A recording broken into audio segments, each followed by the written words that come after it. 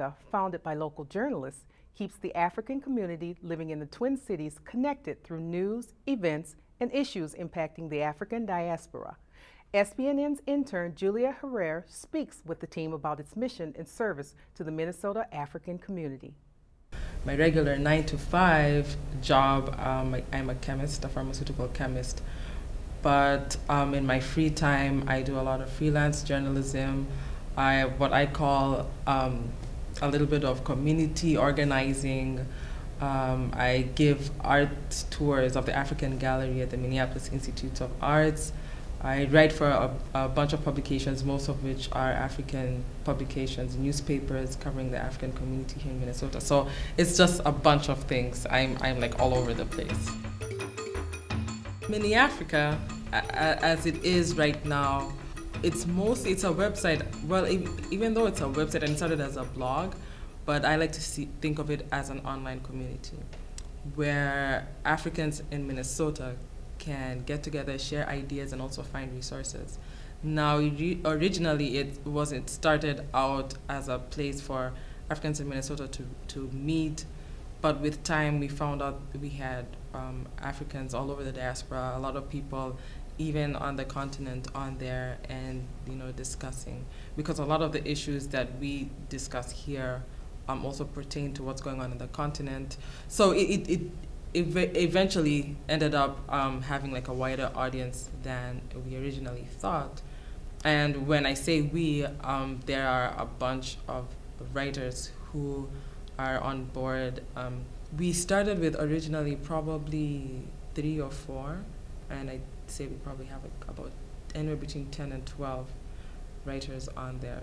And so when I was at the U, I was involved in a lot of school activities, most of them surrounding African community events. So I was heavily involved in the African Student Association and the Black Student Union.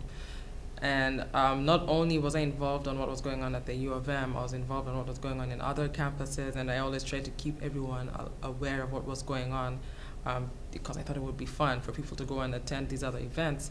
And after I graduated, and by that time I had started writing for an African newspaper.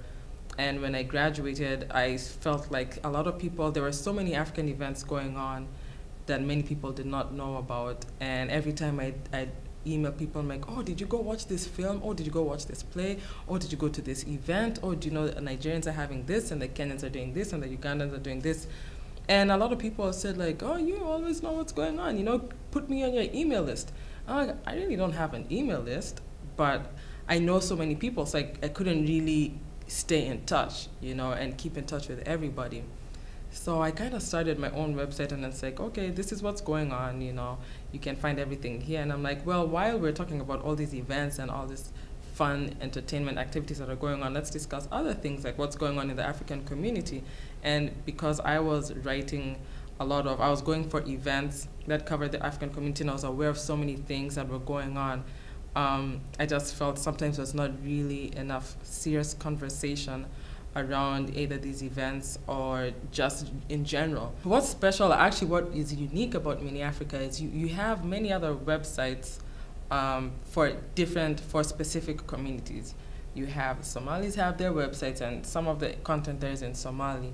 You have the Ugandans a lot of other groups have mostly email lists, not websites. So we were trying to get something that was for all Africans, and so when we're looking for writers, we were targeting people from specific communities. Well, we don't have anything for your community. You let us know, when they had all these Independence Day parties, that's when we were trying to get everything from as far as we possibly could.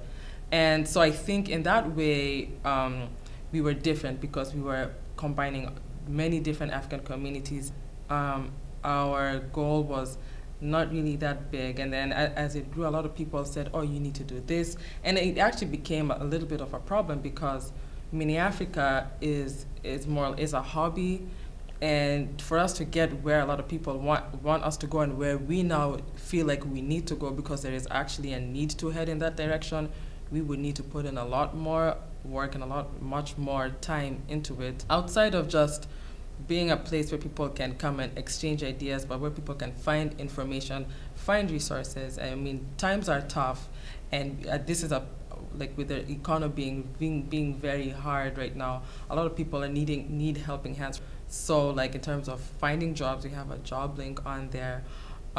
We have actually been approached by many people who work with different counties saying, okay, we have resources for people who are having trouble paying, let's say like their light bill, or just general resources for health care if you don't have insurance, if you've been laid off and don't have insurance.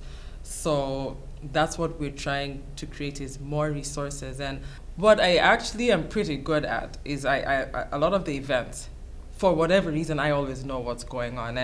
And I think it's something that I feel like there's so many events, there's no reason that somebody should be like, I'm really bored, I have nothing to do this weekend. On any given weekend, when we started putting a list together, we had like 14, 15 events that people could go to that ranged from parties to lectures to arts to plays to everything. And we actually have a very good group of talented musicians, African musicians here, and they said, I'm having this event, I want more, more African people to come, because it's a lot of, I'm just having hugely or largely American audiences. So I do a lot of that. I kind of like the politics thing a lot too, so I'm more likely to comment mostly on that. And then, and then I'll drift in a bunch of other things, but I do a lot of the publishing on marketing of the website, on letting people know, because MinneAfrica doesn't make any sense as long as if people don't know about it. So when we have new posts, I'll put them up on Facebook, on Twitter, or I send out like usually the weekend lists. Every so often I'll send out the list to people saying, okay, this is what's going on this weekend. And so that's most of what I end up doing, is just pretty much telling people this is what's going on and this is where you can find all the information. We have all the 411.